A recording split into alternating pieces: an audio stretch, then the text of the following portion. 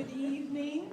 Welcome to the sixth and final program of our 32nd season of the 2024 Islesboro Forum Speaker Series. I'm Gail Jackson, and the moderator of today's program. As is customary, we will hear from our speaker for about 30 minutes and then have time for a Q&A at the end. And now for tonight's program, we are featuring a really world-renowned photographer and summer resident, Jonathan Becker, who, among other positions, has been a photographer for Vanity Fair for over 30 years. Other magazines as well, but that's his most prominent association.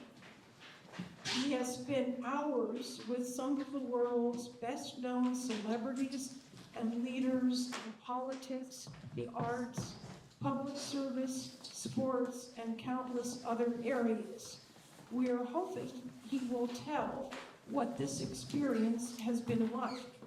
And shall we pledge that what he reveals won't go beyond this room? I will ask John Rexwaller to do the introduction and coax as much as he can out of Jonathan. So John, over to you. Great, thank you very much, Gail.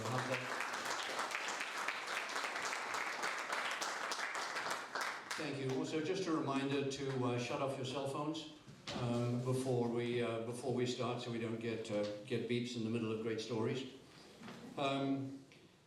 We're thrilled to welcome Jonathan, our summer resident, Jonathan Becker, to the forum.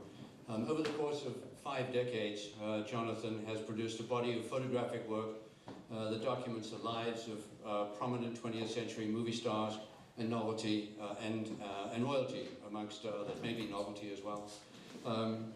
A protege of the legendary Parisian photographer Brassai and longtime contributor to Vanity Fair, as Gail has mentioned, Jonathan's work provides a link between fine art photography and the photographer as a social observer. His new book, Lost Time, which is, you'll see the cover on here with that magnificent photograph up there. His new book, Lost Time, is a collection of commissioned and personal work from across his career in New York, Paris, London, Buenos Aires, from the 1970s to the 2010s. It also includes a narrative text by Jonathan about his life, travels, and encounters with some of the most well-known figures of the 20th century. Note that his early work is, particularly some of the photographs taken at Elaine's in New York, were done with his prized Rolleiflex camera when he was in his early 20s and maybe before. We're very fortunate to have Jonathan here to give us some captions and backstories to some of his photographs that his publishers would probably not have permitted to be published in the book. His presentation will be fast-paced as he has selected quite a few of his photographs to share with us. So I'm just here to rein him in when those stories may start to get really, really interesting. So with that, I'm just going to hand it over to John. Jonathan, he'll do a short introduction, and then we'll get on and take a look at some of his magnificent photographs. The book, it's about the book. So the book started 15 years ago when I wanted to make a book of collected work, and I didn't know how to do it. And the agent, Andrew Wiley, said, Mark Holborn, you see Mark Holborn. So I was working a lot in England over there, so I found him down in Sussex, and I liked him, and arranged for him to come to New York and collaborate with me for a few days. He was going to come he came on a Sunday. He was staying till a Thursday. We were going to work for 3 days. I had 500 pictures to go over. And the next day, I got a call from London. Excuse me. I had to go to photograph. They had a project for Tatler magazine. They wanted to photograph all 24 Dukes for their 100th anniversary. And I didn't think it was possible, so I forgot about it. But it was all arranged. Just on the day, whenever it happened, I had to be there. So I left. And I came back 24 hours later, did the picture. And I left on a Monday night, came back on a late Tuesday night, and Wednesday I called Mark. He was staying right down the street from my studio on the river. It was very nice. He was happy there, and he's sort of sybaritic guy. We'd like to have fancy dinners, and he said he wasn't done yet. And I said, well, what do you mean? What about me? I was going to help with the book. He said, well, I'll call you later. Well, he did. He stayed all day.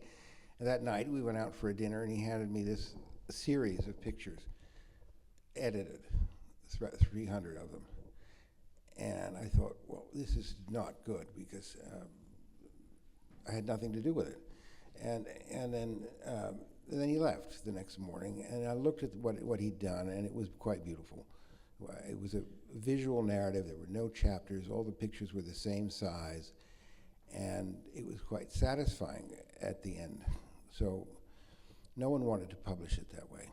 And the agent, Andrew Wiley, kept saying to note everybody who wanted to make chapters and portrait sections and this. It had to be done this way, and I agreed. So I just put it away for 15 years and made other books that people wanted more. Vanity Fair book, this, that, and the other thing. But people have been very important to me all along. You know, Brassai was my great hero. Mark Holborn was very taken with him, and I'd given him a book about Brassai that Brassai had written about his hero, Proust. And so that's how the title of the book came along, from Lost Time,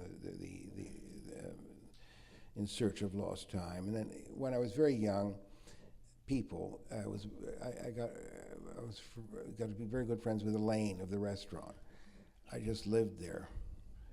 Whitney Tower used to take me up there. And we met all these people in a great time, and I think we can start the pictures. Yeah. This is Brassai.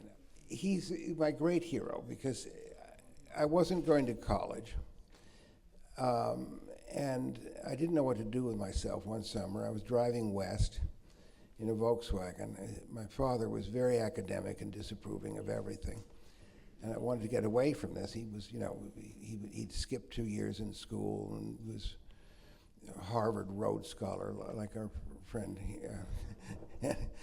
erudite, and he just couldn't fathom that I wasn't so interested in school. But then I ran out of everything in Colorado, and I drove back to Harvard, where they had a summer school, which was safe. And I chose a course there in surrealism, which kind of fascinated me. But it was a postgraduate course, and it was taught in French, and they admitted me somehow. The professor was very interesting, and somehow I talked my way into it.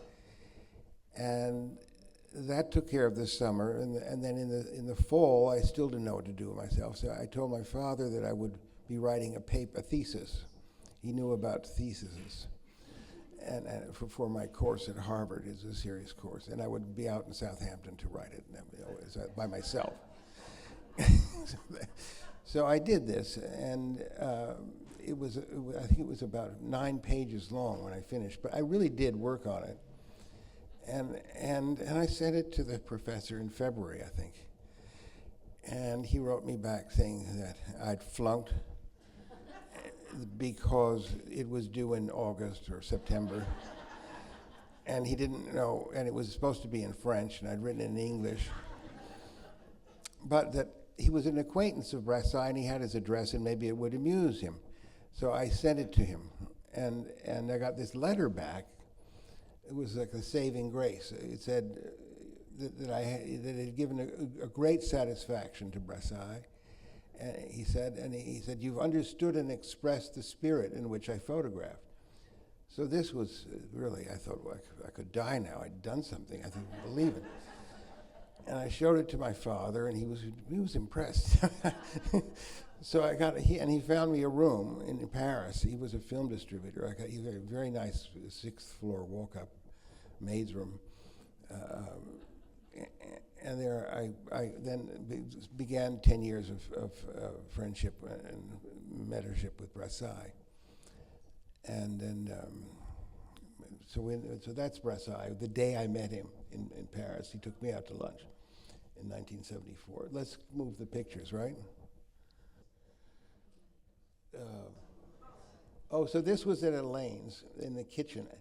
I, I used to take people into the kitchen because there was light there to photograph them. It was a messy kitchen. The food there, you know, wasn't what you went for, and it was fun. It was the people, and so I could take people in the kitchen. This was their first year of the Saturday Night Live. Now it's their 50th year. But it was an improvised studio, and it worked. Okay, the next picture. Andy was like I don't know, he was a catalyst to everything in New York in those days.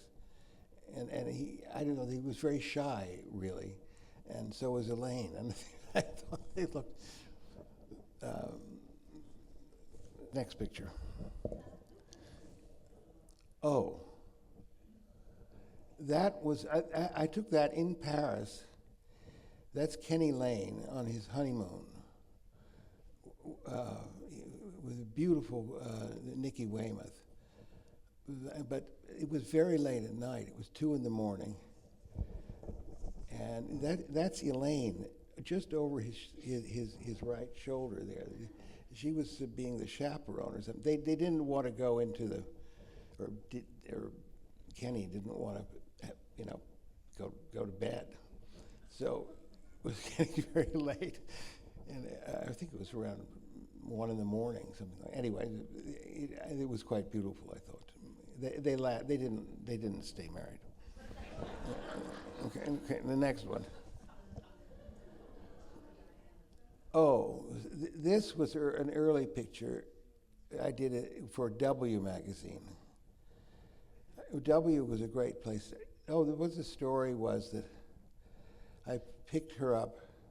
I knew her grandchildren, Nikki, and I knew her son, Frecky, who'd been working at the embassy in Paris, and her other son, Tim, was an architect. But I was a taxi driver in New York in his years, 78. Still not going to college. And so I picked her up. She was coming out of the Beekman Theater, and she'd been to see a movie called L'Innocente by Visconti, and I actually knew from Paris the actors in it.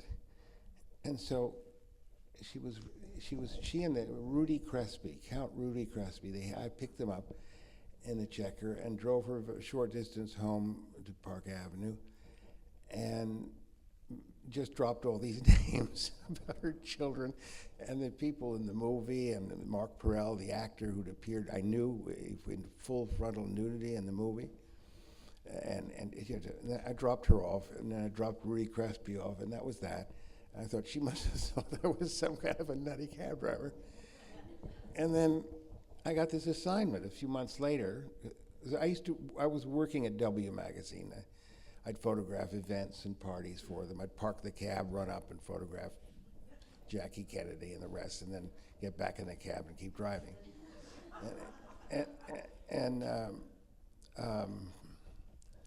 Because it was steadier, the taxi driving. Anyway, so then I knock on her door to photograph her for W magazine, and there was Andre Leon Talley, the big fashion editor. He became a big deal, a big 6'5", and he weighed tons. But he was a wonderful fella, and he shrieked when I introduced myself back to her. I said, "Hi, I'm the taxi driver." He shrieked and said, "What? They said a taxi driver?" But it turned out very well. Anyway, we better go to the next picture, right? Well, I put this in the book. This always impressed me. This was at the Arts and Letters uptown, the award ceremony, and you know the look in her eyes of admiration and so forth of Bernard Malamud, who was a big deal, a real intellectual. I thought, you know, how times have changed. You know, the status has changed now. I mean, anyway, next picture. There was a Brassai at Ez, in his, where he had an exotic garden there, way up on the top high over just east of Nice. He had a wonderful place up there. So the next picture, there he is up there. Yeah, it was magical time. I used to go and visit him down there. Also, I'd been very poor in Paris, and by this time I was working, and the franc had gone up to 10. 10 francs a dollar. It had been 4 francs a dollar. So I was really living high, and we had a great time. The next. Well, this is sadder. This is a little later. This is Brassai was a noctambulist. You know, his famous book was Paris by Night, and he loved walking at night. And sadly, he was really he had ticker problems, and he went to the hospital the next day, and that was the end. Well, this is Patricia Neal, but I didn't know this when I took the picture. It was down at the Reagan inaugural with the Jockey Club in Washington, and she reminded me so much of a Brassai picture, the La Monde Bijou. It was always with all these jewelries and things, and something about the sadness in her face. And I realized after that she's the great actress, a truly great actress, Patricia Neal, one of the greatest of all time. Next picture. Well, this one is more personal because Martha Graham was my godmother. My mother's a dancer and a choreographer. And she was when I was little, my parents met in Paris when she was when my mother was performing at a rehearsal. My father I guess he was at Oxford, and he'd come over to see, he was a critic too, a drama critic, so he'd come to see things, and he saw my mother on the stage and introduced himself backstage, I think. And at any rate, she was a big part of my early life. I spent in a baby carriage. I used to sit, I was parked with the dog while my mother danced at the Graham studio. But she was she was quite kind and loving, and I'd get in trouble, and she'd say, "Oh, not to worry, he's searching. Everything was about." And I'd return the stolen car or something, At any rate, I thought this would be an easy picture to take. I had an assignment to photograph her, but I couldn't reach her. And this fellow would answer the phone. He was keeping her sequestered because she was alcoholic, and he didn't want her drinking and seeing anybody. And finally, I got through, and she said, "Meet me backstage at the city center after the last performance." And I did, but then I thought maybe I could photograph her in the dressing room or something. But they put me behind a rope with a phalanx of photographers. I didn't know how this would come about, that I could get this picture. But I put the slightly longer lens than I usually use, and she scanned the photographers and found me. And then she started to pose. And I thought, this is just miraculous. No one else is here. It's just the two of us. This was better than anything. I mean, she was a genius. So the next one. This I did for Vogue. Lauren Davis was her name, and she was engaged to the Santo Domingos, who sort of owned Colombia, the country. And she was very happy, and I think Alexandra Couture was my editor, and she was always having people jump up on things anyway. But it's just the gall, with the priceless Picassos, and I thought it was a wonderful picture. She doesn't like it because the in-laws got upset. Okay, next. Oh, this was a great subject. She's a magnificent lady, Mrs. Wildenstein. She actually walked in that way she'd been walking the dogs in their Chanel. And I said, this is perfect, let's just do that. She was famous for having made herself look like a cat. And she loved animals, and she had a zoo in Kenya. And she had just had this, it was this bit of a scandal going on, because her husband, she'd come home to find her husband in bed with a Russian prostitute. And she scared him, and he reached in the bed table drawer and pulled a pistol out and pointed it at her. She picked up the phone and called the police and had him arrested. And I just, and that was, she's quite a character. Okay, next one. Well, these I put the two together because, there's a reason that I had to photograph him many times. He's a New Yorker and whatnot. But this one I think is 2005. That one's 2015. And so what's interesting is I wasn't prepared to like Al Sharpton. He had a bad reputation with the Tawana Brawley business and everything. He was a rabble-rouser, and I thought, oh, this is going to be peculiar. But he was completely different than I expected. He was all skinny. He used to be enormous, and he was eating macrobiotic food, and he was actually very quiet and soft-spoken. And we started talking, and I said, by and by, I said, well, what happens with, do you think Donald Trump is the candidate? Because he had a reputation anyway, and he said, and this Sharpton says to me, he said, you don't understand. You don't understand anything. And he said, Donald. He said, you can't possibly understand. You don't know him. He said, the Don and me, we're the same. We're both cartoon characters. I thought, wow, that's very interesting. Anyway, okay, next. Oh, this is a great subject, Dr. Kevorkian. Well, I wrote something that I'm supposed to say about him.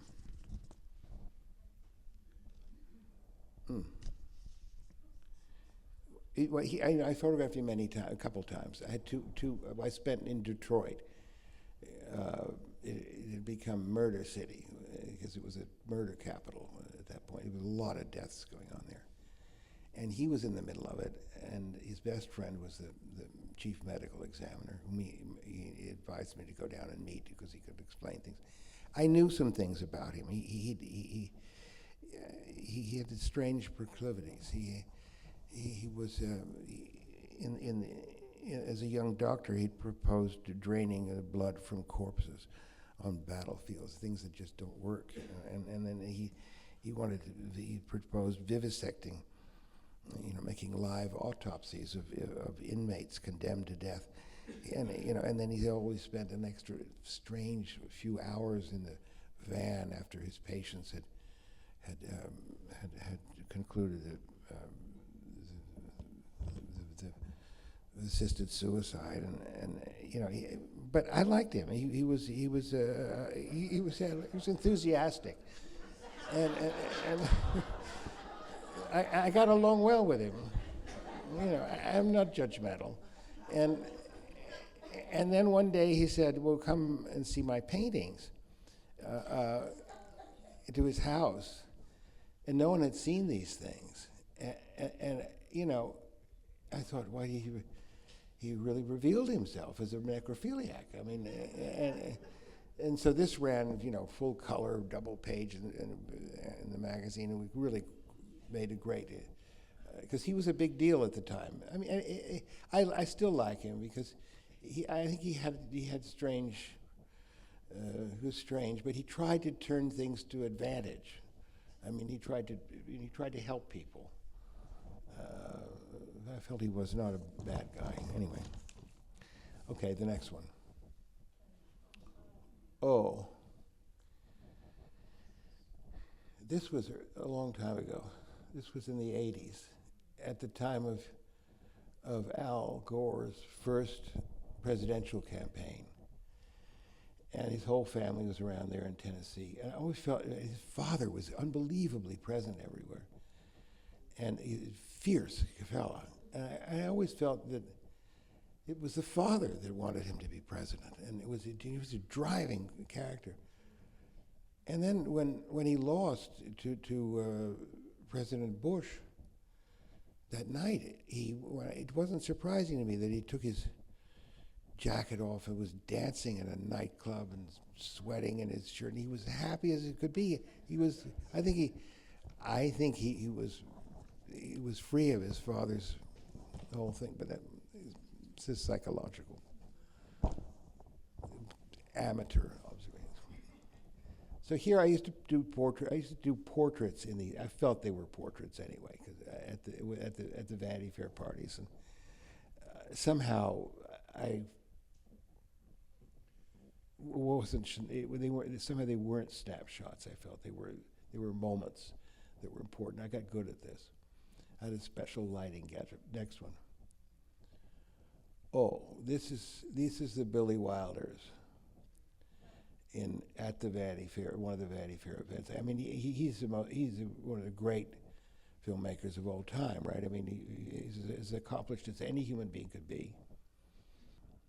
Yeah, I mean, he wrote Sunset Boulevard, Double Indemnity, Some Like It Hot, and but he'd been a great writer when he was as a youth in his native Austria and Germany before the war, and his tombstone reads, "I'm a writer, but nobody's perfect." And then nearby, Audrey's tomb. I know this because I was sent on assignment to photograph a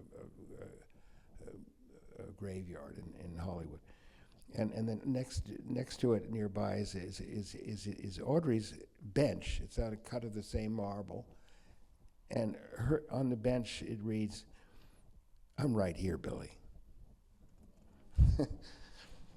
George Stevens probably could talk more about him. Next.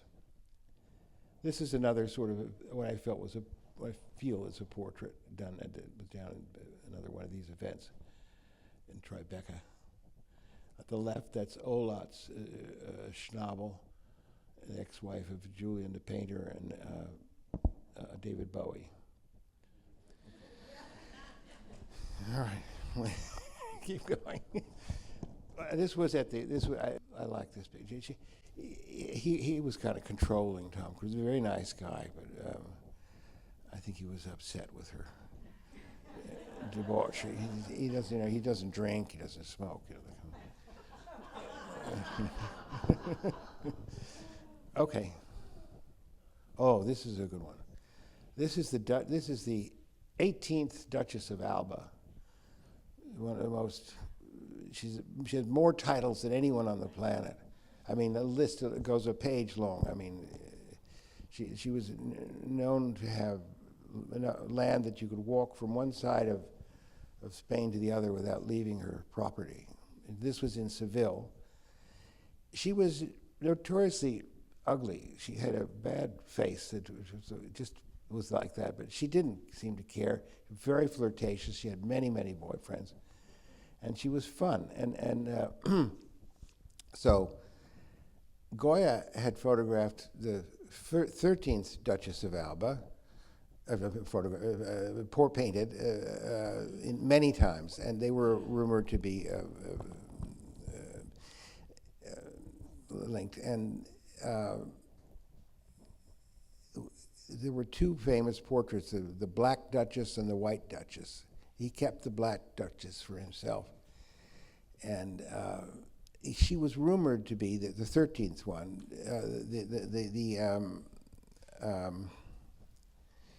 the subject of La Maja Desnuda. That's a painting of a lady lying on a sofa like that in the nude. And so I say, but he also painted another one with La Maja lying down on the same sofa, dressed. And they both hung. They hung at the Royal Academy in Madrid, for years, where Goya was the administrator, and where I had a show. When this picture hung, I was very honored because the Goyas, there were a lot of Goyas in the back, and that was good. But she said, I said, well, why don't we do La Maja? Because it was, and she, you know, and she said, well, I won't do it. I'm not doing it in the nude. But she did this, and it was fun. I think she was a good game subject. Okay, the next one. Oh, this is a fellow named Puccio Pucci, who lived in the Palazzo Pucci on the Via de Pucci in Florence. And I went to do a story that wasn't so interesting about Emilio Pucci, his brother. Emilio Pucci was dead, and the story was all with mannequins and clothes and a very excited fashion editor. And I got kind of bored, and I go down to the out front of the palace to have a puff, and then I meet this fella, and who had nothing to do with anything, except that he was the brother, and we struck a friendship, and I went up and he made this portrait, and that opened the story. It had nothing. I mean, these things that have nothing to do with assignments are much more interesting than the assignments sometimes. Okay, the next one. Oh. This was not an assignment. This was a commission. The then Prince of Wales wanted for his people to be more comfortable with his relation with Camilla, because it'd been awkward. And this was the first time that he was entertaining with her at Buckingham Palace. That table's like hundreds of feet long. It's incredible. And he commissioned me. He said, I wanted to do this. There were 3 days of events that he was doing for his philanthropy, and this was the goal. And then they published this everywhere. Vanity Fair ran a big story. It was on the cover of Hello and Ola and both. It was good. Anyway, it was good. That was good. This is later on. This is up at Highgrove. And he was going. This was for Vanity Fair. I was going to do a portrait of him, and he was walking like that, and he turned around to pose for the portrait. I said, "No, this is better. Just keep walking." Okay. Oh, this is Andre. This is much later. Andre, who the editor with whom I photographed Dan of Vreeland in 1978. Much later. This was done in 2000 something, 10 or 14, I can't remember. And he had a nobility about him by this time. And he was a great fashion editor. It was very good to me. He gave me my first museum exhibition down in Savannah, and where he had a falling out with the editor, Anna Wintour, and he went down and ran the fashion department of the Savannah College of Art and Design, and as she did for the Metropolitan, and this was done for a story in Vanity Fair. It was different. The one that he published, he was all happy and laughing and gay and whatnot. He liked this picture better because he wasn't feeling so good. Okay. Oh.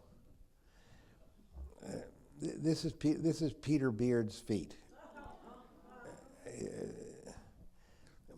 which I did a lot of pictures with him, and I've been in Africa with at his place there. I liked him. He was a Buckley boy, and then but the feet just looked elephantine to me. The details are important, I think. Okay. Well, this picture, which is on the cover of the book, because I didn't want to put a person on the cover, and it's complicated. But this is at the Eden Rock in in Cap d'Antibes, and you know, I'd been down to the south of France a lot, but on the other side of Nice. This is west of Nice. This was, and when I was a kid, I read Fitzgerald like crazy. I loved Fitzgerald. I was entranced, and there's something about the. This was right. This is right there. I think it's still there at the Eden Rock. I wondered if it hadn't been there, you know, in Fitzgerald's day. It looked like it might have been, but there's something about the foreboding and the you know, there's gaiety, but then foreboding and doom and tragedy that was Fitzgerald was so full of. I don't know, but that's what it did to me. Next.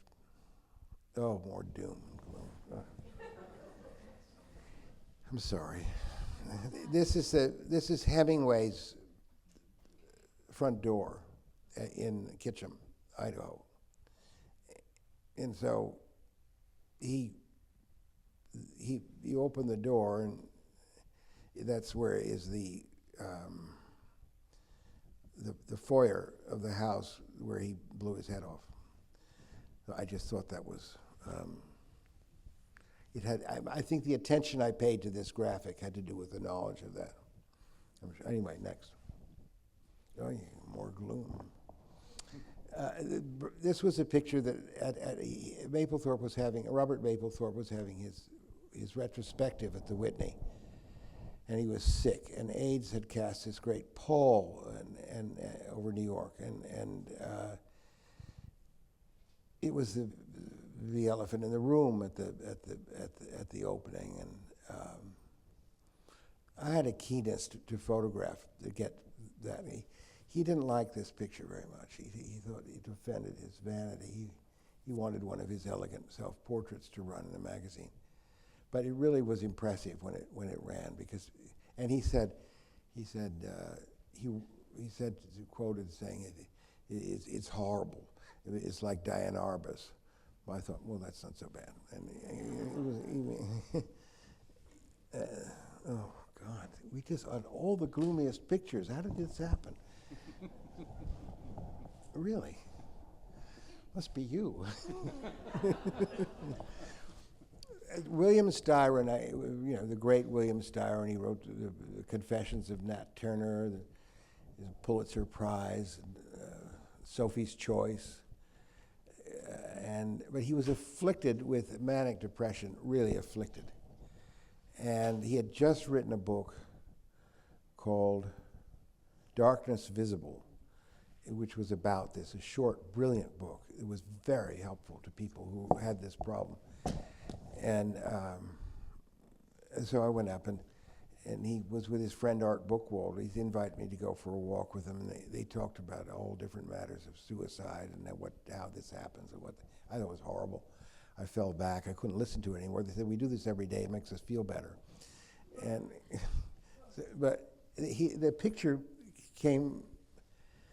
I mean, I didn't do this. It was magical the way it happened, and all these kind of symbolic things, the still water and the rope, and the black dog was what Churchill called his depression. And next one. This is a good picture. She's wonderful, Eudora Welty. And I went down. I was invited to go to Jackson. I wrote something about her, so don't forget. Wait. Oh, yeah, she was very quiet and reserved. She lived and was born. She lived, and died in the same house in Jackson, and a spinster all her life. And she unbelievably prolific writer, also Pulitzer Prize for the Optimist's Daughter, and her writings are beautiful and sensitive, and she was a great photographer. Also used a Rolleiflex, and she worked for the WPA, the Works Project Administration, and did a document of all different strata of society, and mostly the black society in Mississippi. And I was invited to go down here.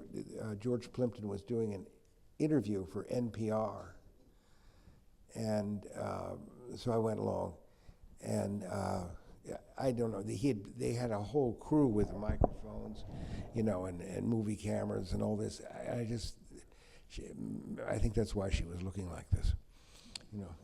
Next, more gloom. This is really. Dennis Hopper was dying of cancer, and the whole family came and to do a sort of the death of a not so virgin, and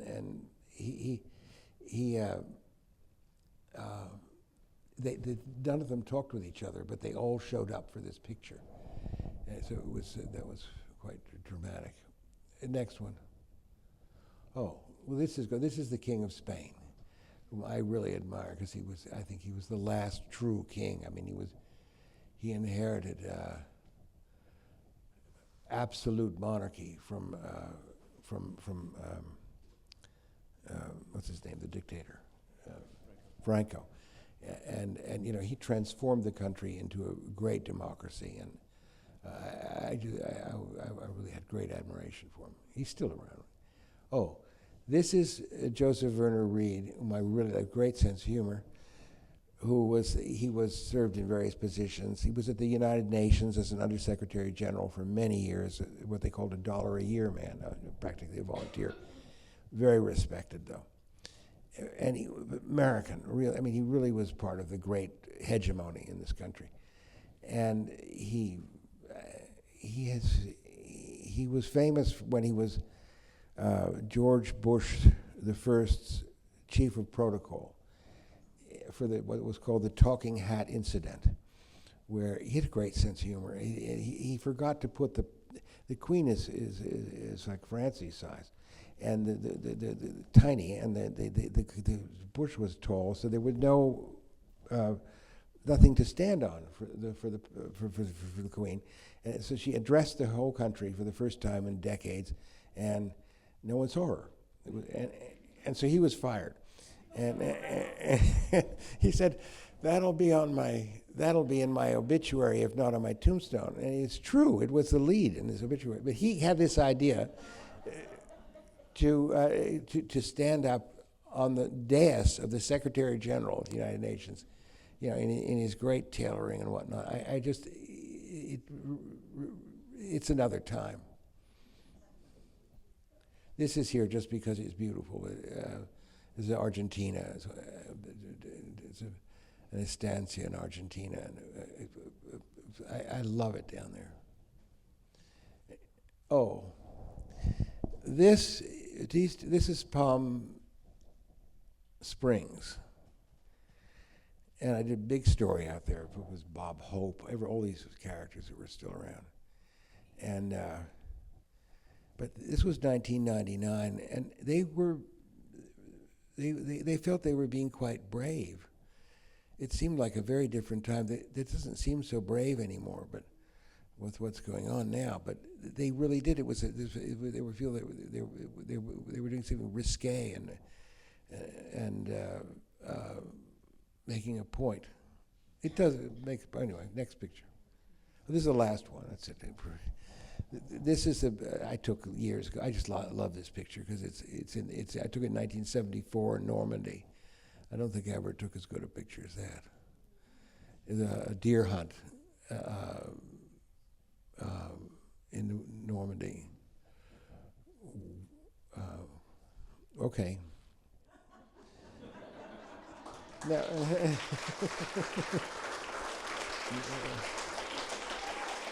Thank you. Oh, I wanted to say that if there are any things that you think don't work here, I have to do this again because I have just a dog and pony show for this book. I've never done it before, and if something doesn't work, just let me know. I was, like lose that part or just lose the whole thing. Jonathan, thank you so much. Really a very quick tour through a small piece of your significant body of work, but right on time. And so would be happy to take any questions. Jonathan will be taking questions. Just in terms of the book, there is a pamphlet over here which is a description how you could in fact order the book. You can order it now. It'll be delivered October 15th, or it will start shipping October 15th. We've had the honor of going through the first copy here. Have one, which will auction for, let me start at 10,000, maybe 11,000. See, I'm getting some bids right there. And so, any questions for Jonathan? I will, if we can't hear you, I'll repeat the question if we need to. Any questions? Harry. Jonathan, I have one. I mean, evidently this is all film, but do you shoot digital today? So no, it's not. There are a few pictures, like the picture of Andre. I had to use the digital. I tried to make it work like film, and it does if you do it. But it's not. It has problems. For me, it has problems because the size of it. I always use 2 1/4, and they don't make 2 1/4 size. You have to. So in order to make a square, you have to abrogate the focal length and relation to the focal plane, and it's all, but it's all right. I don't have a problem with it as long as you don't monkey around with it. Thank you. Okay. How do you prepare to photograph a subject? Do you research the person's background and have a bit of pitter and patter that you can talk to them about? How do you prepare? Yeah, as much as I can. It's always different. Sometimes there's a story that's been written, which I may not pay attention to, but at least I know what the. I read, and then I may know people in common if I'm lucky, or I never know, but somehow it works. If you focus, I focus on it. I focus on them. I think about the people in advance. Francie. Where was the deer hunt? It was a little town called Saint-Saëns. It's strange because the mayor was a lady, the first elected female in France, 1948, I think it was. They gave the vote to women after the war in France. Before that, no. And she was first elected female. And I can't remember exactly how it came about, but she and her husband, who was a little doctor, were the best friends of my mother's parents. And they used to go on driving around Europe together, down through Venice to Capri and all this stuff. So when I was in France, I would go and visit them. And the deer hunt was run by the doctor in the town. And then that's the man who lives on Mianus River Road, around the corner. Valles is their son, who's 80 now. Anyway, I had some kind of familial connection with that, and I used to go up there. They were big members of the resistance, and I could stay in they had a hidden room upstairs where they used to keep pilots that had been shot down, and they used to give messages about the V-2 rockets that were firing from, it was that part of Normandy, 60 kilometers from Rouen. Yeah. Yes. Jonathan, did you start taking the photographs because you were interested in the media photography, or was it always in your subject, so in the subject? No, I don't know, actually. So long ago, I just can't remember because I had a Brownie. I was little, and then I kept getting a little bit of a better camera, and it was always the subjects, yeah. But I started also to figure, as I had to get a job, when I was 12, because they used to send me up here to Maine to camp in the summer, 2 months, that was it. But when I came back when I was 12 and there was no camp, my father said, you have to get a job. So I got a job in a restaurant as a busboy. There's a big restaurant out there called Herb McCarthy's Bowden Square. I remember it. It was horrible. Everybody went there, but it was a slop house. couldn't believe how filthy the kitchens were and all these things I had to do. And you really see it as a busboy. You see what's going on in a restaurant. I thought, I'll never eat in a restaurant again in my life, never. And I tell my father, I'm not going to do this. I'm not going to do it anymore. I'm going to build a little darkroom, and I'm going to commission myself to do portraits of the kids around Southampton. That was my first job, and it did. I mean, they commissioned me. I mean, I got there, and then the next summer, I had a Rolleiflex. I'd taken up the Rolleiflex. I guess I was 13, almost 14, and I went to a fairgrounds where they had, you know, Ferris wheels, and the kids were all on rides. And I did the pictures of the kids on the rides because I knew them all, and then I got it all done at once, and it was great. I just always did it. What can I tell you? And it kept me out of being a busboy. Yeah. We take one more question, and then we'll close it out for the evening. Gail.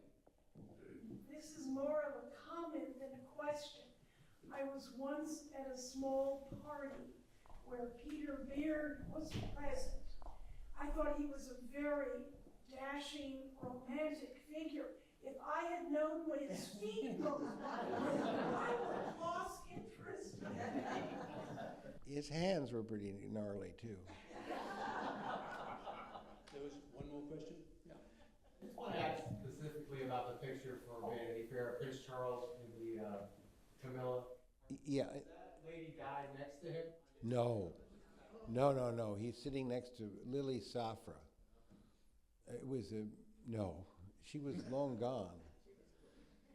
This was in around 1999 or 2000, something like that.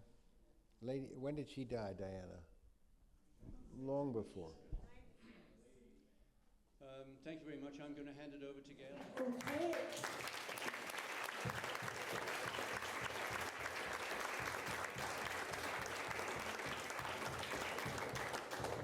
Jonathan, this exceeded expectations by many, many miles. This is one of Islesboro's human treasures.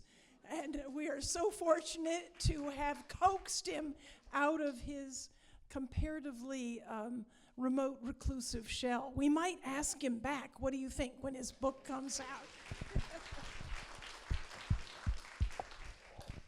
So this is our last program, and I hope that you have found as much pleasure, interest, and stimulation in the programs as we have in putting them on for you. It's been an absolute pleasure and delight to put the summer series together.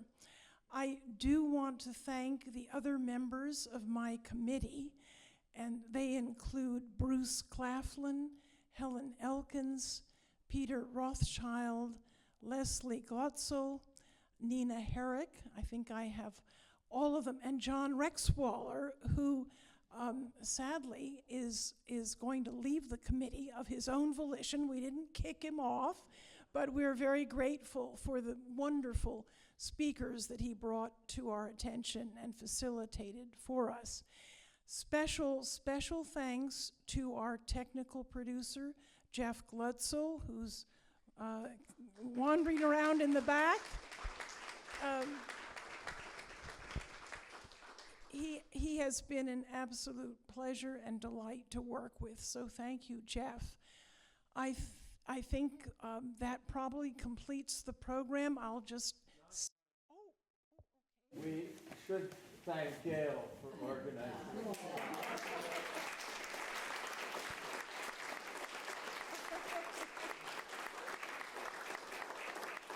was a little like herding cats.